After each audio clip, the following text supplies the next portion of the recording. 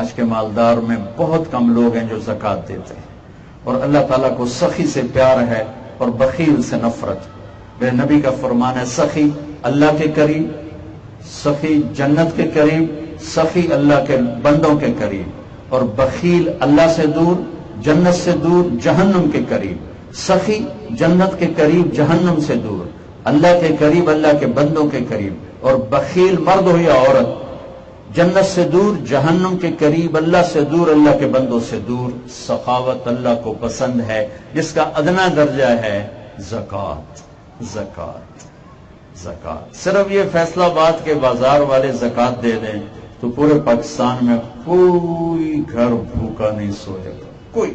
صرف فیصلہ آباد کے تاجر اگر پوری زکوٰۃ دے دیں تو کوئی بھوکا نہیں سوئے گا۔ تھوڑا سا حق میرے اللہ تعالیٰ نے رکھا ہے، تھوڑا سا۔ اللہ کو سخی سے پیار ہے، فاسق کیوں نہ ہو۔ سامری نے بچڑے کی پوجا پہ لگا دیا۔ جب موسیٰ علیہ السلام واپس آئے تو اللہ نے کہا سب کو قتل کرو جنہوں نے بچڑے کی پوجا کی۔ تو جب سامری کو پکڑا، اللہ کا جبریل آ گیا، جی اللہ کہہ رہے اس کو چھوڑ دے۔ وہ کہنے لگے موسیٰ اس کو چھوڑ دوں، تو یہ تو سارا کام کرانے والا ہے۔ تو کہا جبریل نے کہ اللہ تعالیٰ فرما رہے ہیں یہ سخی ہے، اور سخی کو قتل کرنا مجھے اچھا نہیں لگتا، یہ آپ ہی مر جائے گا، دفع کر۔ اس کی سخاوت اسے قتل سے بچا گئی، کافر ہو کر، منافق ہو کر۔ تو مسلمان مرد یا عورت سخی ہوگا تو کیا حال ہوگا؟ میرے بھائی بہنوں، ادنا درجہ ہے سخاوت کا کہ زکوٰۃ دو۔ روزانہ اپنے گھروں سے صدقہ نکالو۔ ضروری نہیں تسی کالے بکرے ڈھائی، کالا ککڑ ویکھو تو کالے بکرے ویکھو۔ ضرورت مند کی ضرورت پوری کرنا صدقہ ہے، بلاؤں کو ٹال دیتا ہے، مصیبتوں کو ٹال دیتا ہے۔ روزانہ صدقہ کرو۔ میرے نبی نے فرمایا ہر مسلمان کے ذمہ ہے صدقہ کرے۔ صحابہ نے عرض کی جی پیسے نہ ہو، کہ بازار میں جا کے مزدوری کرے، کچھ گھر میں دے اور کچھ جا کے صدقہ کرے۔ اتنی اس کی اہمیت کہ سخی اللہ کو پیارا لگتا۔ نوشیروان آتش پرست، یہ نوشہرہ کا شہر اس نے آباد کیا تھا، اسی کے نام پر ہے، نوشیروان کے نام پر ہے نوشہرہ، یہاں تک اس کی حکومت تھی۔ تو دسترخوان پہ کھانا تھا اور پلیٹیں سونے کی، اپنے پلاسٹک والا سودا نہیں، سونے کی پلیٹ۔ تو ایک آدمی نے پلیٹ چرا لی، وہ بڑے بڑے چوگے ہوں ہیں، نوشیروان نے دیکھ لیا۔ جب باورچی نے پلیٹیں کٹھی کی تو جو کہ ایک پلیٹ کم، انہوں نے شور مچا دیا، جی ایک پلیٹ کوئی نہیں، ایک پلیٹ کوئی نہیں، کیونکہ پھر پیچھے اس کی پکڑ ہونی تھی۔ تو نوشیروان نے کہا جس نے چرائی ہے لگتا ہے ضرورت مند ہوگا، اور جس نے دیکھا ہے اسے بتانے کی عادت نہیں، بچ جانے دو، کوئی بات نہیں۔ یہ ایک آتش پرست کی سخاوت۔ پھر اس کے پوتے کا سناؤں، خسرو پرویز ایک مچھیرا مچھلی لے کر آئے، وہ اتنا خوش ہوا، انہوں نے کہا اس کو 4000 دینار انعام دے دیا جائے۔ 4000 دینار کوئی 80 لاکھ روپیہ بنتا ہے۔ تو اس کی بیوی کا نام تھا شیریں، اس ساتھ بیٹھی، اس نے اس کے کان میں کہا تو نے اتنی بڑی دولت ایک مشیرے کو دے دی تو خزانہ برباد کر دے گا۔ انہوں نے کہا میں کیا کروں؟ کہا واپس لو۔ کہا میں کیسے واپس لوں، میں دے چکا ہوں۔ کہا اس کو بلاؤ، اس سے پوچھو یہ مچھلی نر ہے یا مادہ؟ اگر وہ نر کہے تو تم کہنا ہمیں مادہ چاہیے تھی، پیسے واپس کرو، مچھلی لے جاؤ۔ وہ کہے یہ مادہ ہے، تم کہنا یہ ہمیں نر چاہیے تھا، پیسے واپس کرو، مچھلی لے جاؤ۔ ہاں ٹھیک، بلاؤ بھائی۔ اس بھی وہ ویگ لیا بھی بیگم کوئی کانج بھوک ماری ہے، تو وہ کہنے لگا ہاں بھائی یہ مچھلی نر ہے یا مادہ؟ کہ حضور یہ خسرا ہے، نہ نر ہے یا مادہ۔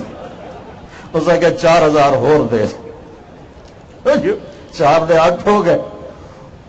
8000 دینار کا مطلب ہے کہ 100 سال پیسہ نہیں مکنا۔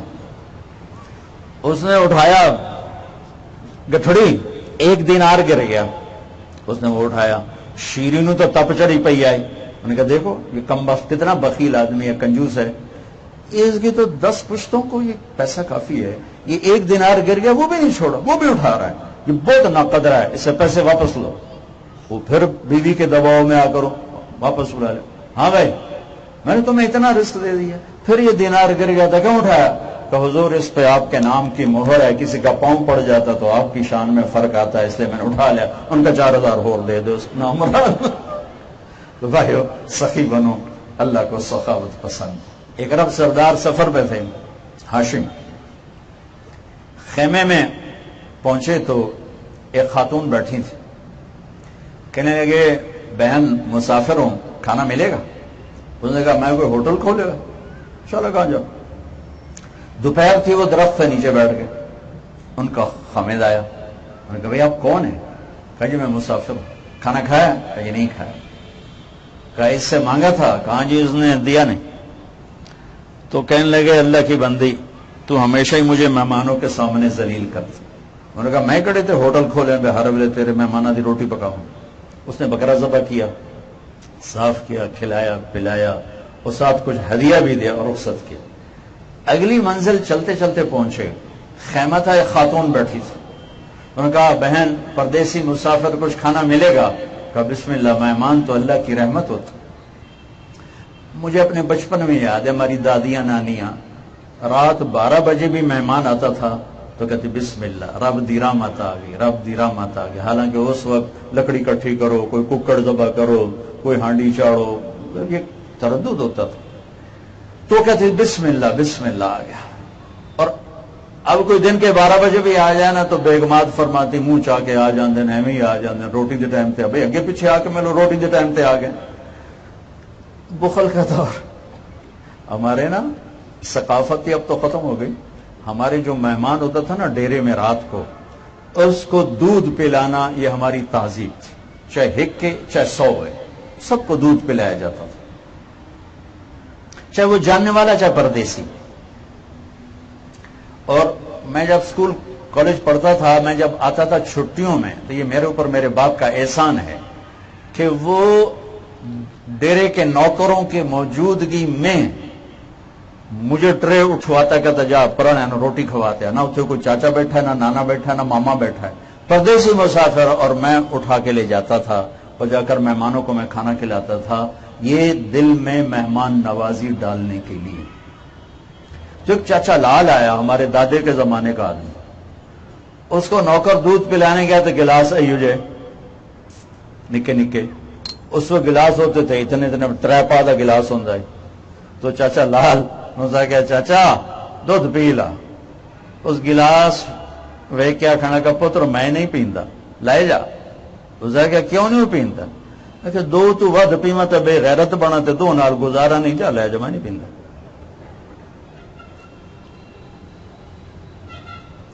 تو وہ خاتون بیٹھی تھی، کہ بہن کھانا ملے گا؟ کہا بسم اللہ، مہمان تو اللہ کی رحمت۔ اس نے بکرا کاٹا، تیار کیا، اس کے سامنے رکھا تو اس کا خامد آ گیا، تو اس کو اے بکرا کتوں آیا؟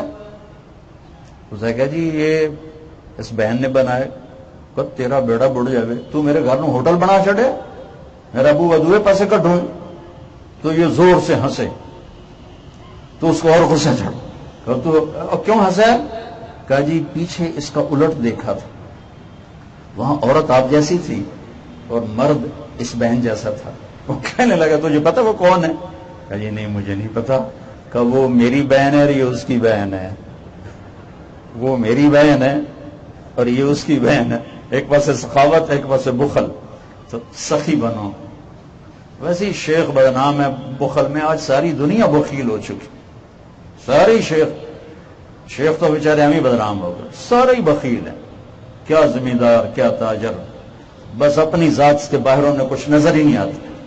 غریبوں پہ خرچ کرو، نوکروں سے اچھا سلوک کرو، حسن سلوک کرو، کو پیار محبت سے ان کے ساتھ رویہ کرو گے، کسی نوکر کی دعائی آپ کی جنت کا ذریعہ بن جائے گی۔ کسی کو گالی نہ دو، شدت نہ اختیار کرو، کہیں وعدہ خلافی ہو رہی تو جا کے معافی مانگو، جو میں اس وقت آپ کو پیمنٹ نہیں دے سکتا، آپ مجھے تھوڑی مہلت دے دیں، میں بعد میں دے دوں گا۔